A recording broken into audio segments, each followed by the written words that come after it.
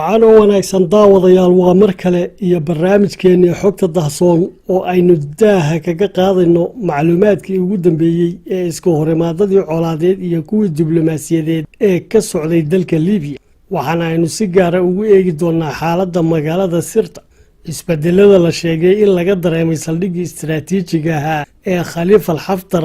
ugu yaalay bartamaha dalkaas waase kuwama afarta sarkaal ee liibiyaanka ah ee la sheegay inay dejiyeen kaartada militari ee ciidanka xukuumaddu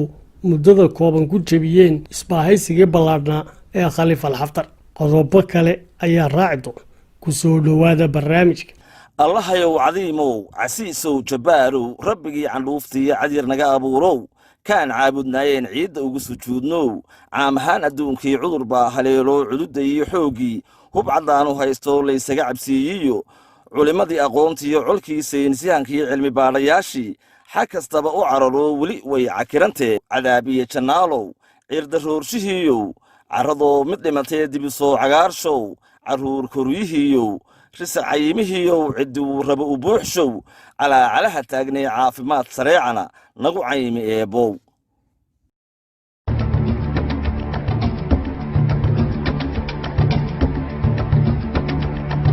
kadib gaadhitaankii ay ciidanka xukuumadda liibiya sabtidii shalay gaadheen daafaha magaalada sirta ee waqooyi bari dalkaasi ayaa waxaa la caddaynayaa in aanay ilaa saaka weli gacanta ku dhigin magaaladaasi subaxnimadan axaddana ay colaadi ka socoto daafaha magaalada sarkaal u hadlay ciidanka xukuumadda liibiya waxa uu sheegay in horumarkii ciidankiisu ka samayn lahaa dagaalka magaaladaasi ay caqabad ku noqotay miinooyin xaddaafa oo ay maleeshiyaadka kooxda al-madkhali ku xidheen dhammaan marinadii iyo dhismayaashii magaalada waxaana uu sheegay inay duqayn dhanka cirkaa ku bilaabeen aagaga ay ciidanka xaftar kaga sugan yihiin magaalada xilli ay sabtiina diyaaradaha imaaraadka ee xaftar taageeraa duqeeyeen ciidanka xukuumadda ee weerarka ku ahaa magaaladaasi magaalada sirta ee dalka liibiyana waa magaalo istaraatiiji ah oo dhacda kala barhka xeebta dheer ee liibiya waxaana ay masaafo 450 kilomitra bari ka xigtaa caasimadda tripoli halka ay magaalada benghazina u jirto 600 kilomitr bilowgii bishii januari ee sanadkan ayay ahayd markii ciidamada xaftar oo ay dusha ka taageerayeen diyaaradaha dagaalka ee dowladda imaaraadku ay qabsadeen magaaladaasi markii ay wada shaqayn ka heleen maleeshiyada kooxda hubaysan ee al-madkhali oo magaalada xoog ku lahaa kuwaas oo magaalada ku wareejiyey ciidanka xaftar maleeshiyaadkii xukuumadda taageersanaa ee ku sugnaana ay ka baxeen halkaasi 20 kilomitr koonfurta magaalada sirta waxaa ku yaala saldhigga ciidamada cirku leeyihiin kaasoo ay ciidamada xaftar fadhiisin ka dhigteen xilliga una isticmaali jireen xarun ay ka soo diraan diyaaradaha aan duuliyaashu wadin oo ay ku duqayn jireen xeryaha ciidanka xukuumadda ahmiyado waaweyn ayay magaalada sirta u leedahay ciidanka xukuumadda iyadoo ah halkii ay uga sii gudbi lahaayeen mandaqada ceelasha shidaalka badankooda ku yaalaan sidoo kalena waxa ay masaafo 290 kilomitr u jirtaa saldhigga ciidamada cirka ee al-jufra ee bartamaha wadanka ku yaala saldhigga oo la sheegay inay ciidanka xukuumaddu u jihaystay iyadoo oo muddo sanadaana adeegsan jiray jenaraal khaliifal xaftar ahna saldhig istaraatiiji ah oo bartamaha liibiya ku yaala loona adeegsan karo howlgallada militari ee laga filinayo afarta jiho ee wadankaasi waana saldhigga al-jufra oo ay isugu tageen calooshadu shaqaystayaashii dalalka badan ka koobnaa ee xaftar u dagaalamayey ee lagu jebiyey dagaaladii galbeedka waddanka ka dhacayay muddooyinkii u dambeeyey sidoo kalena waxaa saldhigga gaadhay ciidamadii xaftar ee laga saaray magaalada tarhuuna iyagoo militariga ruushku ay toddobaad ka hor saldhigga keeneen ilaa 14 diyaaradaha dagaalka saanadoodii difaaca cirka iyo hubkii kale ee calooshooda u shaqaystayaashoodu wateenna uu halkaa yaallo waxaana soo baxaya warar sheegaya in xukuumadda liibiya iyo dowladda ruushku isku afkarteen inay ruushku ciidankooda meel kale ula baxaan si ay maleeshiyaadka xaftar ee gabbaadka ka dhiganaya saldhigga looga saaro lamana hubo inay ruushku ciidankooda iyo hubkooda ay ka saarayaan saldhiggaasi laakiin militariga xukuumaddu waxay caddeeyeen in ilaalayn iyo la socod ay sameeyeen oo ay ku sameeyeen dhaqdhaqaaqa saldhiggaasi ka socda ay ku ogaadeen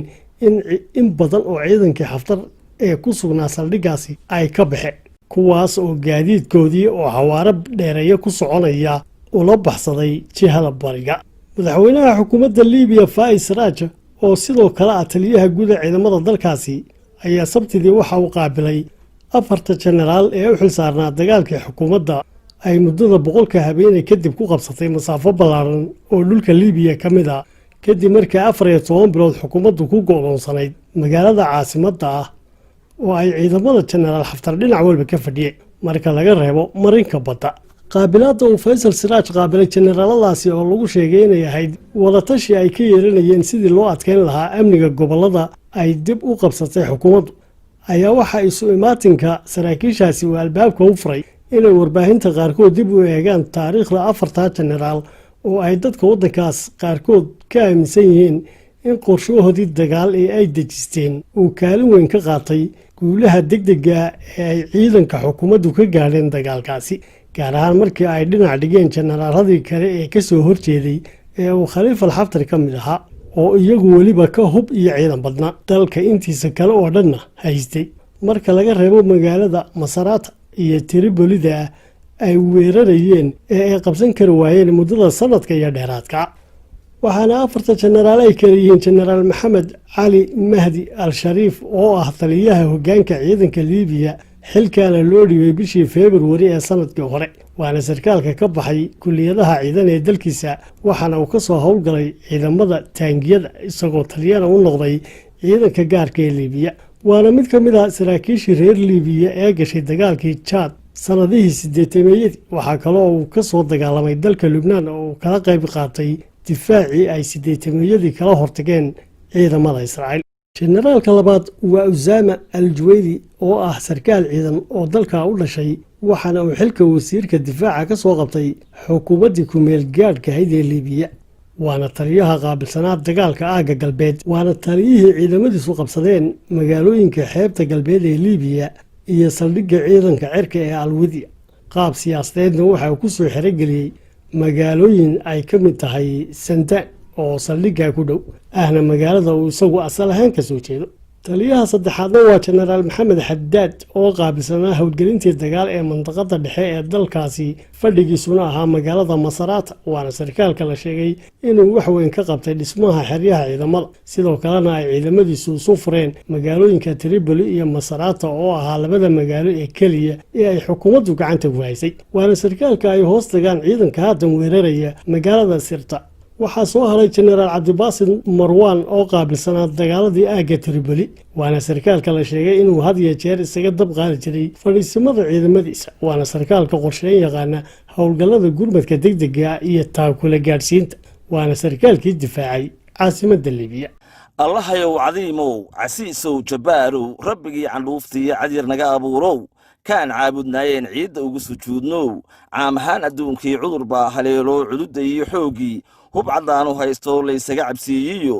culimmadii aqoontiiyo colkii saynisyahankii cilmi baadhayaashii xag kastaba u cararo weli way cakirantee cadaabiye jannaalow ciirdarroorsihiiyow carradoo mid dhimatee dibisoo cagaarshow carruur koryihiiyow risac cayimihiiyow cidduu raba u buuxshow calaacalaha taagnee caafimaad sareecana nagu caymi eebbow.